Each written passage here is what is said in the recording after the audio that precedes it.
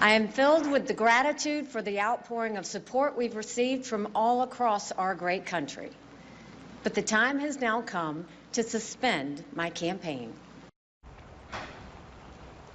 Well, today, former South Carolina Governor and former UN Ambassador Nikki Haley announced that her run for president is over. It comes after former President Donald Trump just swept through the state's voting in Super Tuesday. Haley only managing to win one state's primary, and that was in Vermont. Absolutely. Joining us live in the studio, our political analysts Joel Sawyer and Antoine Seawright. So let's just start by giving Haley a grade on the speech today. I thought she did a pretty good job, Joel. I thought it was an A, right? I mean, she hit all the notes that she needed to hit.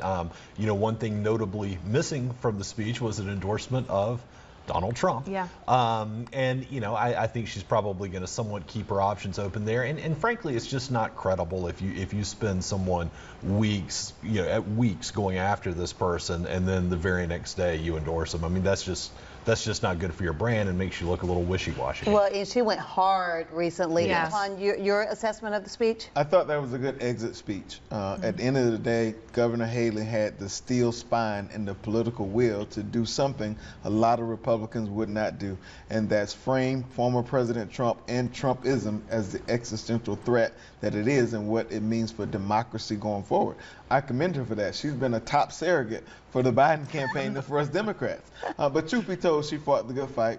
She finished the course, and she kept the faith throughout the way. There's something to be said about that. Now, the question is, politics is a game of addition and multiplication, not subtraction or division. So the question for her is, where does she join forces with this new Republican Party that's not the Republican Party she was running to make it to be? Yeah, and interested to see how the Republican Party is going to unify at this point, because it's still pretty much divided. And when I think about the voters and who was supporting Nikki Haley, you talked about the undecided voters. You talked about those that are tiptoeing, the lukewarm Democrats, if you will. And Haley said today that now Trump is going to have to earn her voters that supported her. How does he do that, and does it matter at this point?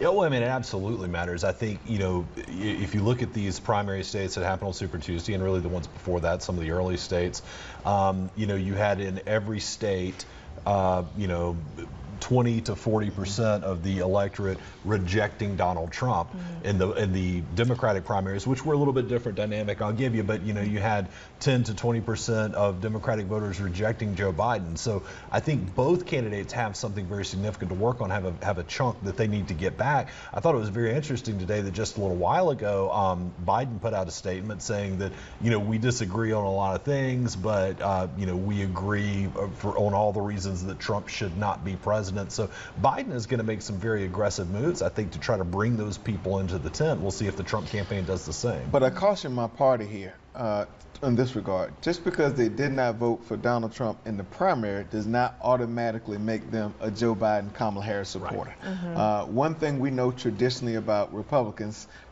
fall in line, Democrats fall in love, meaning they fall in line and vote for their party as a rejection of sometimes our party. And so we have to caution ourselves. But I do think with Joe Biden's track record and his ability to lower the temperature and bring folks together, work in a bipartisan way, he certainly becomes politically attractive for many of those folks who feel like not just Donald Trump, but I cannot embrace this new Republican Party that's been taken over by the MAGA extremists.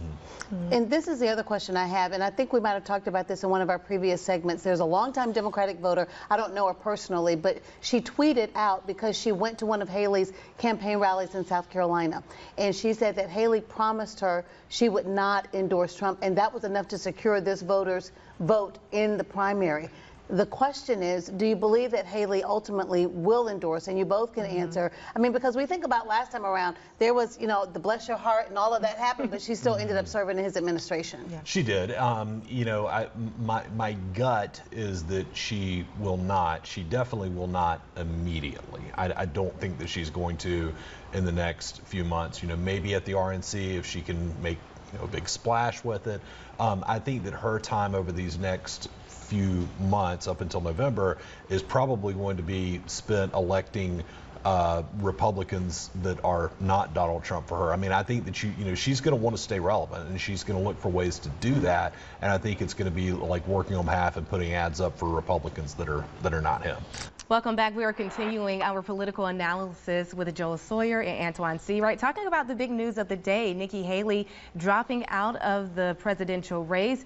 And this comes as President Biden is preparing to address the nation for the last time in his role as president in this cycle for the State of the Union address. All eyes will be on that tomorrow. What can we expect when it comes to President Biden's address tomorrow? Any insight, Antoine? Oh, I think you're going to see the president lay out a vision for the next 4 years. One of the big points in his speech will be capping prescription drugs at $2,000 for everyone. He was able to do it for seniors in the Inflation Reduction Act. One of the proposals you will hear was capping prescription drugs for everyone. He's going to talk about shrinkflation, which is a big deal for a lot of everyday consumers. He's going to lay out the accomplishments, but he's also going to talk about things that everyday Americans deal with. In South Carolina, we call them barbershop, beauty parlor issues, bread and butter issues, kitchen table issues. You're going to hear lots of that, but also look for the president to lean in very heavily on the contrast between he and former President Trump, the differences between the 4 years that they both have had an opportunity to serve. And then on Friday, the president and others will hit the road immediately, selling his agenda and his vision for this country for the next 4 years. So, Joel, as you hear Antoine lay out those accomplishments, which the White House definitely will push, we still continue to hear about just the gap between the accomplishments on paper and how people feel in real life. How does he have to deliver? What does he have to accomplish in terms of his delivery, his connection with the American people tomorrow night in order to attract those independent voters who are looking for somewhere to cast their ballot on Election Day? Yeah, I mean, look, it is the State of the Union, but in a lot of ways, it's also a campaign speech, right? Because people are going to be watching and people are going to be paying attention to very much to the coverage the next day.